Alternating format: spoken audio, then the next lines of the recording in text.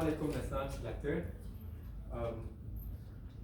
Kami Grup 5 dan akan membuat pembentangan kami. Nama saya Muhammad Zafri.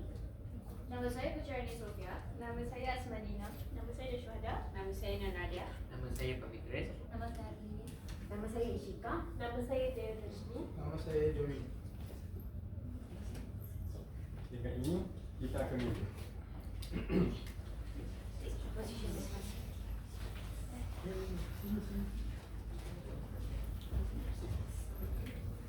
Mencari timba si anak dara di bawah sarang burung tempua. Salam sembah pembuka bicara. Selamat datang untuk semua. Berdirinya kami di hadapan tuan-puan pada hari ini bagi menakunkan sebuah cerita yang penuh dengan pelajaran bertemakan salah tadbir urus menghalang kelestarian etika dan peradaban sekaligus menggagalkan proses pembinaan negara bangsa. Dengan ini terungkailah sebuah cerita bertajuk Beraja di mata, bersultan di hati. Peribahasa ini menggambarkan perilaku seseorang yang melakukan setiap perkara mengikut kehendak sendiri tanpa mengambil kira peraturan dan undang-undang yang termaktub. Marilah kita sama-sama menghayati kisahnya. Al-Kisah Perdana Menteri Malaysia yang baru sahaja dilantik dan mengangkat sumpah di Istana Negara. Berdiri bersama pembantu peribadinya, beliau menjawab setiap soalan yang diajukan semasa sesi sidang media berlangsung. Datin Sri. Datin Sri, apakah langkah kerajaan untuk mengurangkan kos sara hidup yang semakin meningkat? Macam ni lah ya, semua negara hadapi isu yang sama. Jadi rakyat kenalah bijak sesuaikan dengan keadaan. Kita dah beri bantuan, jadi jangan harapkan kerajaan je. Datin Sri, boleh tak Datin Sri menjelaskan mengapa Datin Sri memberi kontrak besar kepada akan baik Datin Sri? Saya tak ada campur tangan dalam hal tu. Kita ikut prosedur biasa. Lagipun syarikat tu memang sesuai. Jadi saya tak nampak masalah ke situ. Datin Sri. Maaf. Datin Sri ada hal mustahak. Jadi kita terpaksa tamatkan sidang media hari ini. Terima kasih kerana yang datang. Siapa yang datang? Terima kasih. Mengikut perintah, pembantu peribadi tersebut menamatkan sesi sidang media. Perdana Menteri beransur pulang meninggalkan perkarangan untuk kembali ke pangkuan keluarga. Para wartawan turut beransur pulang.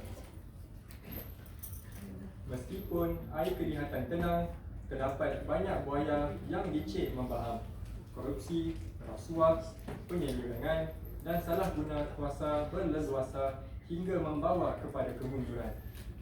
Kesannya lebih ketara dilihat terhadap golongan B40 yang bekerja keras pada siang hari tetapi tidak ketemu kemajuan di kawasan pedalaman di tiada projek baharu dilaksanakan oleh kerajaan dan penaikan subsidi.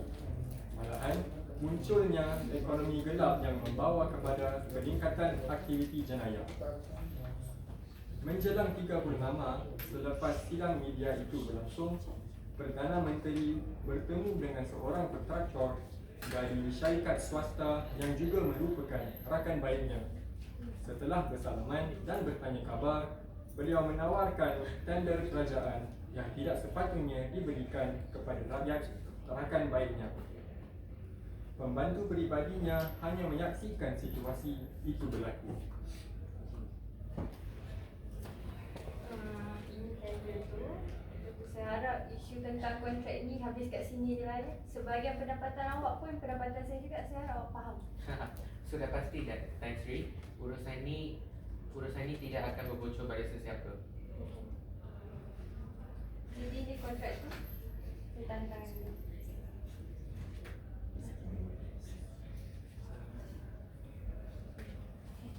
nanti awak masuk kat dalam file saya. Baik, baik.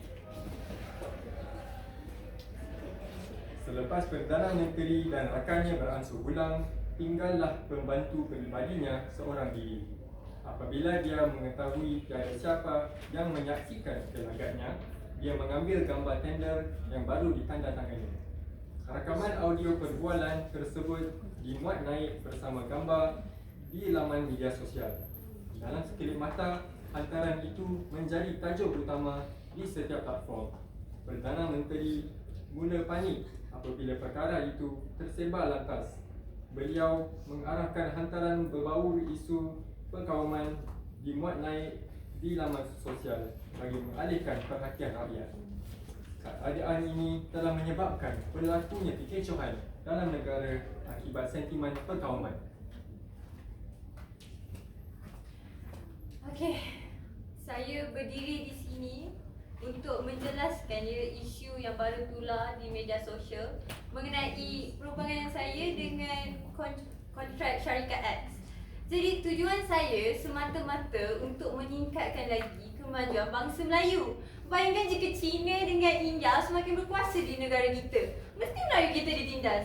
Jadi sebab sebagai Perdana Menteri Melayu Islam, saya cuma ingin melindungi pengaruh dari rakyat saya daripada pengaruh-pengaruh luar ni.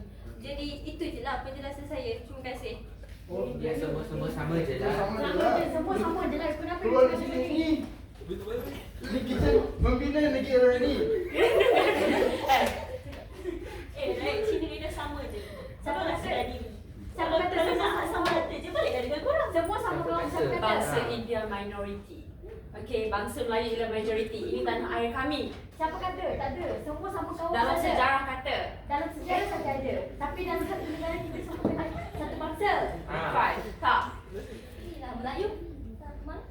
Tambah lagi. Berkompromi dengan sesama kaum sahaja. Mana ada? Tak ada lah.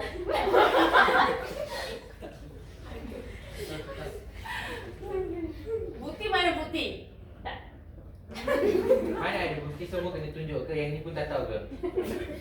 Di minoriti, diam. Dalam masa beberapa hari, ramai rakyat turun ke padang memenuhi Bandaraya Kuala Lumpur bagi menyuarakan amarah mereka terhadap kegagalan pemerintahan. Mereka menjerit slogan "Sakau kami seksa", iaitu pasal engkau kami terseksa. Sakau kami seksa. Sakau kami seksa. Sakau kami seksa. Sakau kami seksa. Sakau kami seksa. Sakau kami seksa. Sakau kami seksa. Sakau kami seksa.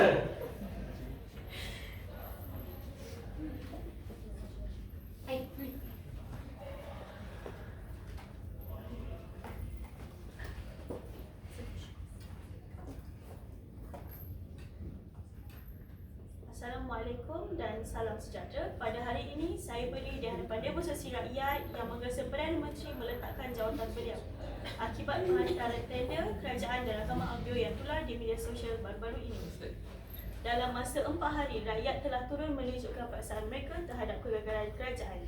Kesannya turut dirasai apabila mata wang ringgit jatuh dan timbulnya ketidakstabilan politik dalam negara. Ramai pelabur asing yang menarik diri kerana situasi ini. Dalam kerajaan terkini, dalam perkembangan terkini yang mengejutkan, Perdana Menteri telah mengumumkan keputusannya untuk meletakkan jawatan serta-merta. Dalam satu pernyataan ringkas, beliau menyatakan bahawa keputusan ini dibuat demi kestabilan negara dan demi mendengar suara rakyat. Pelantikan pemimpin baru dijangka akan dilakukan dalam masa terdekat untuk memastikan proses peralihan yang lancar. Kami membawa perkembangan ini dengan kami akan membawa perkembangan lanjut mengenai isu ini selepas ini. Bagaikan hujan yang tidak temu penamatnya. Namun, 2 tahun kemudian muncul sinar harapan dalam hati rakyat jelata dengan pelantikan Perdana Menteri yang baru lagi muda sebagai pejuang reformasi. Beliau membangkitkan isu rasuah dan penyelewengan harta kerajaan yang disalahguna oleh pemerintah sebelum ini dan menawarkan solusi baru melalui pengenalan akta dalam perlembagaan persekutuan.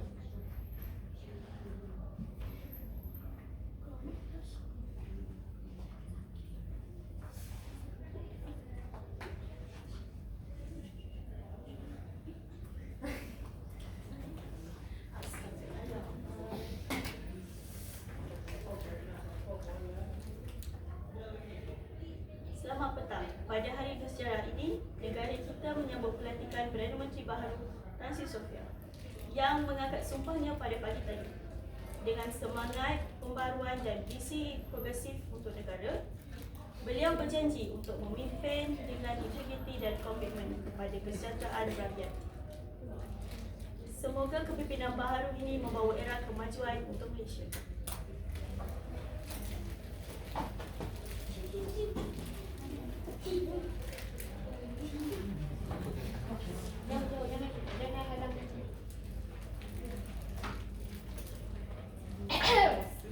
Assalamualaikum dan salam sejahtera kepada semua rakyat Malaysia dan rakan-rakan media yang hadir.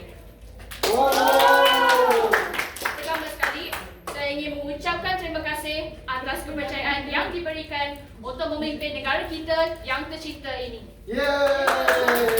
Amanah ini bukanlah satu tugas yang ringan, tetapi dengan sokongan semua lapisan masyarakat, saya yakin kita mampu menghadapi cabaran dengan penuh tekad. Saya berjanji untuk memimpin dengan integriti, keseriusan dan komitmen yang tinggi kesejahteraan rakyat. Fokus utama kami adalah untuk memperkukuh ekonomi, memperbaiki sistem pendidikan dan kesihatan, serta memastikan keadilan dan kesejahteraan untuk semua. Ingat, kalau ada yang melakukan rasuah, saya akan tendang masuk ke dalam penjara terus. Marilah kita bersama-sama melangkah ke hadapan dan membina masa depan yang lebih baik untuk generasi akan datang.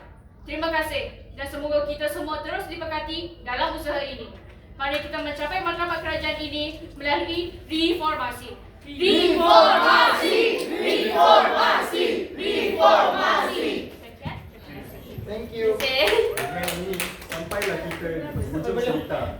Ingatlah bahawa rasuah membawa kepada penganiayaan terhadap pihak yang betul-betul memerlukan pertolongan.